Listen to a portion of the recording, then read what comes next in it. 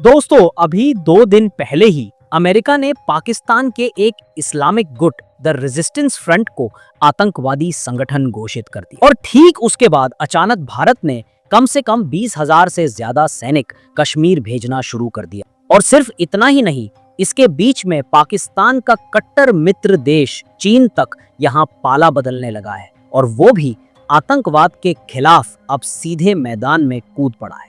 तो स्वाभाविक रूप से ये सवाल उठता है कि यहाँ असल में क्या होने वाला है। भारत ने तो 370 हटाने से पहले भी इसी तरह चुपचाप भारी मात्रा में सीआरपीएफ को कश्मीर भेजा था ताकि पूरे क्षेत्र पर नियंत्रण रखा जा सके। या इस बार भी कुछ बड़ा होने वाला है और अचानक चीन ने इस तरह पाला क्यों बदला और भारत को पाकिस्तान के खिलाफ जाकर समर्थन क्यों दे रहा है? तो क्या अब पाकिस्तान पर फाइनल स्ट्राइक का समय आ गया है? सब कुछ जानेंगे आज के इस वीडियो में।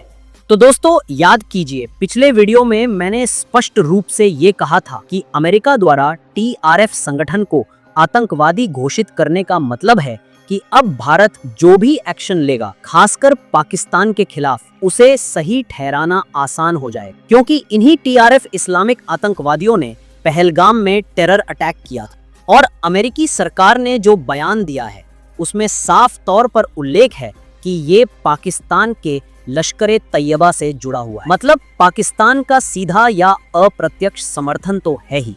और चूंकि लश्कर तैयबा पाकिस्तान आधारित है तो स्वाभाविक रूप से भारत को कोई भी पाकिस्तान के अंदर घुसकर इन कैंपों पर हमला करने से नहीं रोक पाएगा। और जब अमेरिका किसी संगठन को आतंकवादी घोषित करता है तो दुनिया के ज्यादातर देश उसे स्वीकार कर लेते हैं।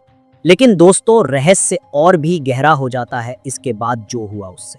जब अचानक हमारे गृह मंत्रालय में भारत के सीआरपीएफ और इंटेलिजेंस एजेंसियों के अधिकारियों के साथ एक गुप्त बैठक हुई, वही इमरजेंसी बेसिस पर भारत सरकार ने 20 अतिरिक्त बटालियन पैरामिलिट्री फोर्स को कश्मीर भेजने की मंजूरी दे दी, जिसके तहत अब धीरे धीरे 20,000 फोर्स कश्मीर जाएगी। कब तैनात हो रही है, कहां तैनात हो रही है, ये जानकारी अभी सार्वजनिक नहीं हुई है क्योंकि जाहिर है इनका गुप्त रहना ही हमारे लिए अच्छा है। अब आप कह सकते हैं कि भाई ये तो सामान्य बात है, कश्मीर संवेदनशील जगह है, सुरक्षा के लिए ये सब तो होता ही है। जी नहीं, ऐसा नहीं है। सामान्य तौर पर अगर अतिरिक्त तैनाती की जरूरत पड़ती है तो वहां 200-300 फोर्स या अधिकतम 1 से 2,000 फोर्स तैनात की जाती है और फोर्स की कमी पड़ने पर उसके लिए इस तरह की स्पेशल मीटिंग नहीं होती। 20,000 सैनिकों की तैनाती कोई छोटी मोटी बात नहीं है। इतनी बड़ी तैनाती तभी होती है जब सरकार कोई बड़ा एक्शन प्लान कर रही है, जहां लॉ एंड ऑर्डर बिगड़ सकता है या कोई संघर्ष हो सकता है। ऐसी स्थिति में ही इतनी बड़ी संख्या में सेना भेजी जाती है। उदाहरण के लिए पिछले 10 सालों में हमने ये देखा है कि जब भी इस तरह कहीं चुपचाप बड़ी संख्या में फोर्स तैनात हुई है, उसके बाद भारत सरकार ने कोई ना कोई एक्शन लिया है। जैसे 370 हटाने के समय हुआ था और उस समय सरकार ने क्या कहा था, ये तो नॉर्मल डिप्लॉयमेंट है, जिसने बाद में कश्मीर का भविष्य ही बदल दिया। मतलब निश्चित रूप से इस बार भी कुछ होने वाला है। और सबसे आश्चर्यजनक बात देखिए, एक तरफ हमारी सेना की तैनाती शुरू हुई और ठीक उसके बाद चीन ने भी पाला बदलकर अब पहलगाम टेरर अटैक की निंदा की है। ये असामान्य है। अटैक हुए कितने महीने हो गए, भारत ने जवाबी हमला भी कर दिया, अब जाकर चीन को इसकी निंदा करने की क्या जरूरत पड़ी?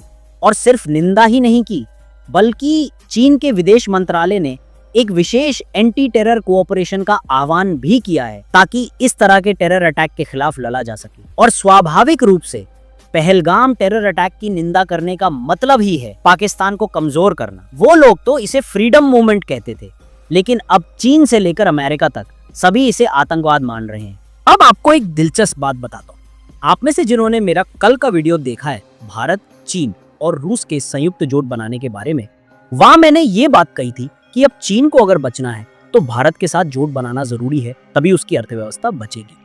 आप उस वीडियो को विस्तार से देख सकते हैं तो ये पूरा कॉन्सेप्ट समझ जाएंगे। इसी कारण वे भारत और रूस के साथ आरआईसी जोट को सक्रिय करना चाहते हैं। लेकिन भारत ये तभी करेगा जब हमारी शर्तें मानी जाएंगी। हमारी शर्तें क्या थी? आतंकवाद को समर्थन नहीं दिया जाएगा, पीओके से चीन दूर रहेगा और साथ ही जब हम पाकिस्तान के खिलाफ किसी भी तरह का हमला करेंगे तब चीन चुपचाप बैठा रहेगा। और ध्यान दीजिए, इसके बाद ही अब चीन ने पहलगाम की निंदा की है। इसका मतलब है कि चीन समझ गया है कि पाकिस्तान को कुर्बान किए बिना वे खुद नहीं बचेंगे, और ऐसा ही होता है। उदाहरण के लिए आप रूस को देखिए। रूस ने भी ठीक इसी तरह सीरिया और ईरान को अमेरिका के सामने कुर्बान कर दिया था ताकि उसे यूक्रेन में फायदा मिल सके। सीरिया में जब तक रूस का समर्थन था, वहां की सरकार टिकी हुई थी। रूस के हटते ही सरकार देश छोड़कर भाग गई। ठीक उसी तरह चीन को यहां पाकिस्तान, खासकर पीओके से हटना होगा। अब आते हैं असली मुद्दे पर। तो इस समय भारत सरकार कश्मीर में असल में क्या करेगी? जवाब बहुत सरल है। हमारी सेना की वेस्टर्न कमांड ने 2 वीडियो अपलोड किए थे, जिसमें उन्होंने बयान दिया था कि ऑपरेशन सिंदूर थमा नहीं है और अगले हमले की तैयारी चल रही है। 2 दिन पहले ही ड्रोन हमलों का एक पूरा अभ्यास पाकिस्तान की सीमा के पास किया गया। वहां भी ट्विटर पर यही बात कही गई थी। इसके अलावा प्रधानमंत्री नरेंद्र मोदी ने भी ट्रंप के सामने फोन पर बातचीत में यह कहा था कि ऑपरेशन थमा नहीं है, अगला ऑपरेशन होगा। तो मेरा मानना है कि अगले चरण के हमले की तैयारी चल रही है और उस समय कश्मीर की सुरक्षा भी जरूरी है। उसे सुनिश्चित करने के लिए ही अतिरिक्त 20,000 सीआरपीएफ की तैनाती हो रही है। तो इंतजार कीजिए, 15 अगस्त आ रहा है, उससे पहले कुछ हो सकता है।